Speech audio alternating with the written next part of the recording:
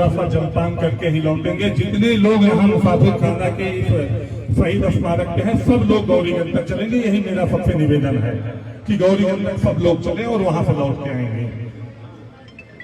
आगे कुछ लोग खड़े हैं, किनारे हो जाए तो लोग बैठे हैं, उनको दिख जाएगा। आज आप सबका ये प्यार और स्नेह देखकर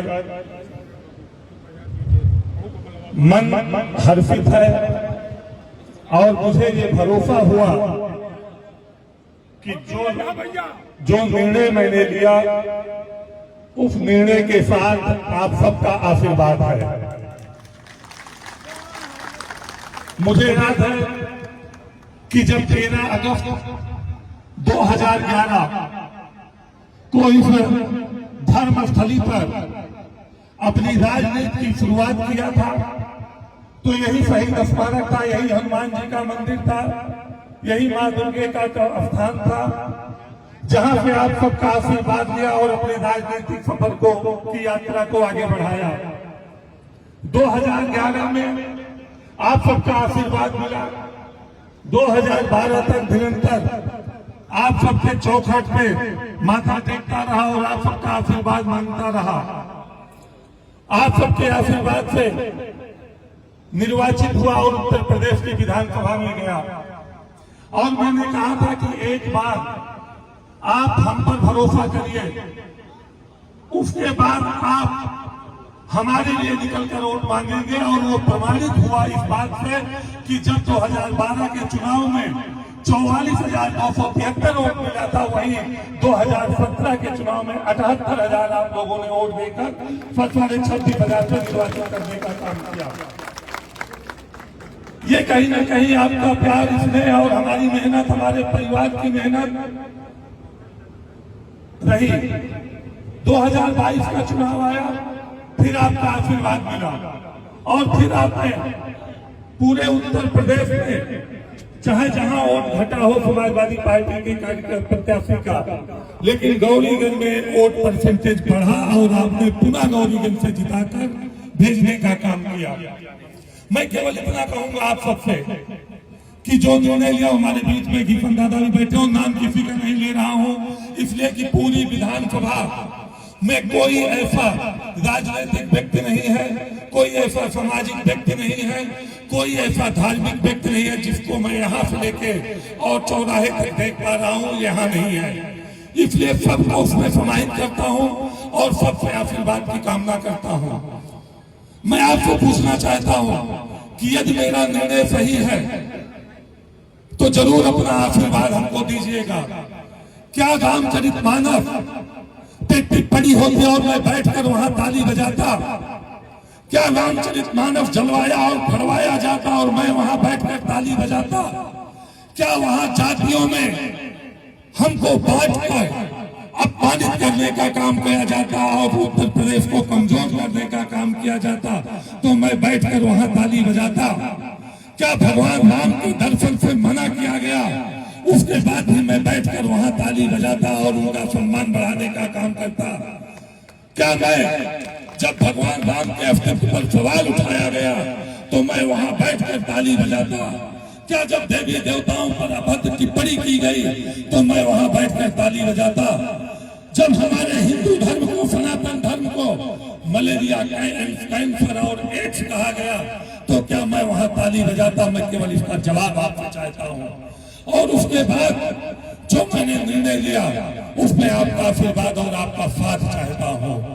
मुझे दल की चिंता नहीं है, मुझे दल से निकाला गया है, लेकिन मुझे गौरीगंज वालों के दिल से कोई नहीं निकाल सकता, ये भरोसा और विश्वास है।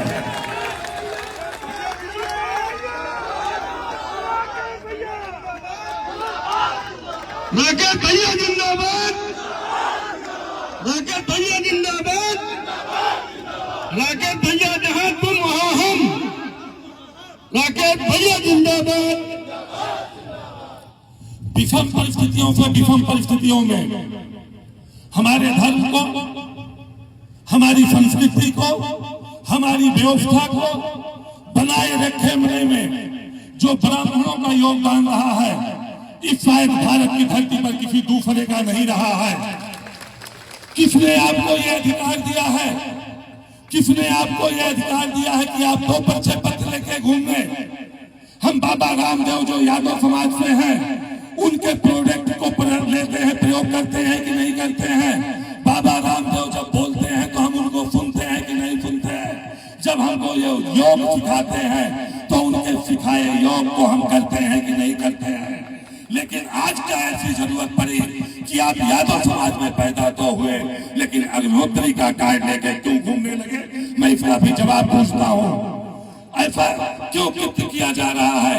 आप यादव बन के कथा करिए, यादव संत बन के कथा करिए, हम सारी संस्कृति होगी, हम धार्मिक भावनाओं से ओतप्रोत होंगे, तो आपके चरणों में नतमस्तक होते हुए आपकी कथा को सुनेंगे और आपका अनुसरण करेंगे।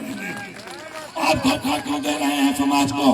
आप समाज को बांटने का काम क्यों कर रहे हैं? और उसके बाद हारमोनिया बजाकर 21,000 रुपए इनाम देकर संस्कृति को समाप्त करने का प्रयास किया जा रहा है, षड्यंत्र किया जा रहा है। मैं जानना चाहता हूं कि कोई 2-4 गलती किया होगा, किसी 2-4 नौजवानों ने किसी यादव का फिल्म उड़वा दिया होगा, मैं उसकी निंदा करता हूं। लेकिन किसको यह अधिकार है कि पूरे ब्राह्मण समाज को गाली दे, पूरे ब्राह्मण समाज को अपमानित करने का काम करे, पूरे ब्राह्मण समाज के को दक्षिणा देने से मना करने की बात करे? यह अधिकार किसने दिया है आपको? आप धर्म के आधार पर समाज को बांटेंगे, आप जाति के आधार पर जातियों में बांटकर सत्ता हथियाने का काम करेंगे, और आप चाहेंगे कि राकेश प्रताप सिंह जैसा विधायक आपके साथ कंधे में कंधा लगा के इन व्यवस्थाओं में आपका सहयोग करे, तो ये नहीं हो सकता है। इसके लिए चाहे राजनीति रहे चाहे ना रहे, इसके लिए चाहे विधायक रहूं ना रहूं, और चाहे कोई राजनीति रहे ना रहे, और चाहे टिकट रहे ना रहे, केवल यही आप सबसे कहना चाहता हूं। आप सबसे मेरा विनम्र अनुरोध है, विनम्र निवेदन है कि कहीं भी जातियों में मत बटिएगा। आज भी हमारे बाबा के सबसे अच्छे मित्र अगर कोई थे हमारे गांव में तो दुखी यादव थे। आज भी हमारे पिताजी के सबसे अच्छे मित्र हैं तो वो करे दीन यादव हैं। और आज भी हमारे गांव का पूरा काम कोई देखता है तो श्री प्रकाश यादव देखता है। आज हमारी गाड़ी पर दाहिने पर बैठकर सारथी का कोई काम कर रहा है तो राजू यादव कर रहा है। आज हमारी पीछे गाड़ी सुरक्षा की जो लेके चल रहा है वो जगदीश यादव लेके चल रहा है। हम सब पर भरोसा करते हैं, हम नहीं बांटते किसी को, हम सबको अपना मानते हैं, हम सबको बराबर का अधिकार देते हैं, हम सबको बराबर सम्मान देते हैं। तो आप ऐसा क्यों कर रहे हैं? क्यों जातियों में बांटकर, क्यों ऐसा षड्यंत्र और कुचक्र रच रहे हैं? ये वो ब्राह्मण समाज है जो अपने सबसे बड़े विद्वान, अगर इस धरती पर सबसे बड़ा ब्राह्मण विद्वान कोई पैदा हुआ तो वो रावण पैदा हुआ, लेकिन वो अनैतिक काम किया, वो अत्याचार का काम किया, वो पापाचार का काम किया। तो सदियों से ये ब्राह्मण समाज ही उनका पुतला जलाते चला आ रहा है। ये अनैतिक कार्यों को बर्दाश्त कर नहीं सकता ये ब्राह्मण समाज। आप कहते हो कि ये अधिकार कहाँ से मिला है? आप कहते हो कि इनको दक्षिणा न दिया जाए, आप कहते हो जिन मंदिरों में पूजा करते हो उसमें दर्शन न किया जाए, आप कहते हो इनसे यज्ञ पवित्र न कराया जाए, आप कहते हो इनसे किसी प्रकार के पत्र को विचार न करवाया जाए। आखिर कहाँ ले जाना चाहते हो इस समाज को? कहाँ ले जाना चाहते हो इस संस्कृति को? कहाँ ले जाना चाहते हो हमारे इस देश को? कहाँ ले जाना चाहते हो हमारे इस प्रदेश को?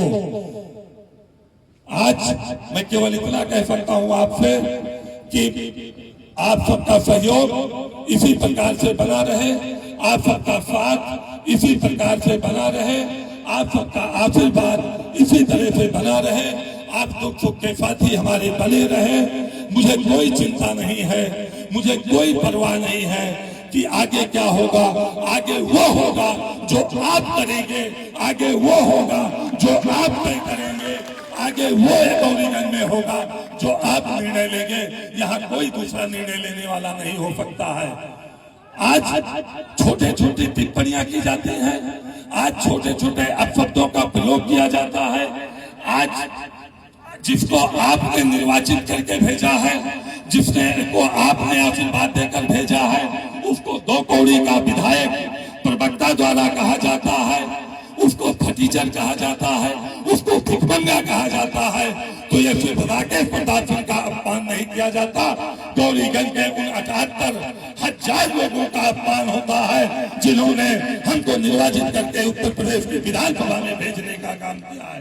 वह केवल राकेश प्रताप सिंह को आप दो कौड़ी का नहीं कहते हो, आप गौरीगंज के समस्त जनमानस को दो कौड़ी का कहते हो। आप गौरीगंज को विधायक को फटीचर और दलित भिखमंगा नहीं कहते हो, आप गौरीगंज के समस्त जनमानस को इन शब्दों से नवाजते हो। और इसका जवाब अगर कोई देगा तो ये गौरीगंज का जनमानस ही आपको देने का काम करेगा। ये राकेश प्रताप सिंह का भरोसा और मानना है। मैं आप सबके सभी बड़े बुजुर्गों के चरण रज को मस्तक पर लगा के जिस धरती पर 2011 से आपका आशीर्वाद लेकर राजनीतिक यात्रा की शुरुआत किया था, उसी धरती से आज मैंने निर्णय लिया कि उसी धरती पर माथा टेकूंगा, उसी धरती का आशीर्वाद लूंगा। उन शहीदों के आत्माओं से प्रार्थना करते हुए उनसे भी आशीर्वाद लेकर अपनी अगली यात्रा को प्रारंभ करूंगा।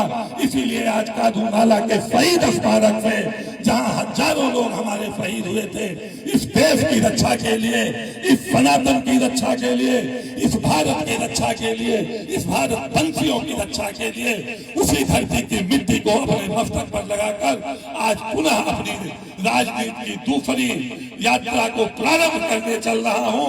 इसमें सब आप सबका सहयोग और आशीर्वाद इसी धरती से मांगता हूं। हेलो, आज इसे धर्म की स्थली से, इसी शहीद की स्थली से, इसी बलिदानी स्थली से की मिट्टी को अपने मस्तक पर लगा करके आप सबसे यही आशीर्वाद मांगता हूं कि जो भी निर्णय आपके हुए उसमें मैं आपके साथ रहूंगा। लेकिन जब आपसे आशीर्वाद की मुझे जरूरत हो तो आपका आशीर्वाद हमको प्राप्त हो और पुनः इन सबको जवाब देने का काम आप जरूर करेंगे। इस गौरीगंज से जवाब देंगे जिनकी मानसिकता बिगड़ चुकी है, जिनका मन मस्तिष्क बिगड़ चुका है, जिनको घमंड और गुरूर जिनके मन में आ गया है कि हम चाहे जिसको अपमानित करेंगे, हम चाहे जिसको बेइज्जत करेंगे, हम चाहे जिसके साथ जो करेंगे हम उसके साथ नहीं खड़े हो सकते। और एक बात कह के अपनी बात को समाप्त करने जा रहा हूं कि आप विधायक को गद्दार कह के जाते हो।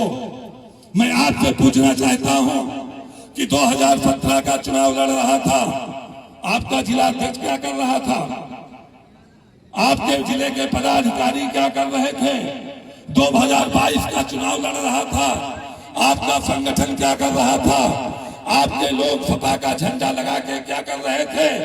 अखिलेश जी, आपको तय करना पड़ेगा कि विधायक आपका गद्दार है कि आपका संगठन गद्दार है। मैं दावे के साथ कहता हूं कि आपका संगठन गद्दार है। आपके संगठन ने कहीं विधायक का साथ नहीं दिया, चाहे वो जिला पंचायत की सदस्य का चुनाव लड़ना हो, चाहे जिला पंचायत अध्यक्ष का चुनाव लड़ना हो, चाहे ब्लॉक प्रमुखी का चुनाव लड़ना हो, और चाहे विधानसभा का चुनाव लड़ना हो, चाहे धरना प्रदर्शन करना हो, चाहे थाने का घेराव करना हो, चाहे थाने की घटना रही हो, आपका संगठन आपके विधायक के साथ कभी नहीं खड़ा हुआ है। तो मुझे तो लगता है कि विधायक के साथ आपका संगठन ना खड़ा हो, इसमें कहीं ना कहीं आपका भी इशारा था और आपकी भी सहमति थी। नहीं तो मैंने फोटो तक दिया कांग्रेस की गाड़ी पर बैठकर आपके संगठन के मुखिया को प्रचार करते हुए। आपने संगठन के मुखिया पे कार्रवाई क्यों नहीं किया अमेठी के, आपने उसको पद से क्यों नहीं हटाया। मैं गौरीगंज के सपा के उन जाबाज कार्यकर्ताओं से, ईमानदार कार्यकर्ताओं से, मेहनती कार्यकर्ताओं से ये जरूर आह्वान कहता हूं कि इस बात का हमेशा ध्यान रखना कि विधायक आपका था, विधायक आपने बनाया था, विधायक आपका ही रहेगा, आपके दुख सुख का साथी रहेगा, आपका हमदर्द रहेगा। आपको जब भी जरूरत पड़ेगी उसका तन मन धन सब आपके लिए न्यौछावर होगा। लेकिन इन गद्दारों को जवाब देने के लिए आप भी हमारे साथ खड़े रहिएगा। ये मन आप भी साफ रखिएगा, ये मन बना के आप भी रखिएगा। मैं पुनः आप सबका आभार व्यक्त करते हुए, मौसम खराब है, थोड़ा लेट से पहुंचा, लेकिन जिस उत्साह के साथ, जिस ताकत के साथ आप सब लोगों ने मुझे आशीर्वाद दिया, सहयोग दिया और लखनऊ तक पहुंच के वहीं पे अगुवाई करते हुए इस शहीद स्मारक स्थल तक ले आने का काम किया और यहाँ से चल के गौरी जनता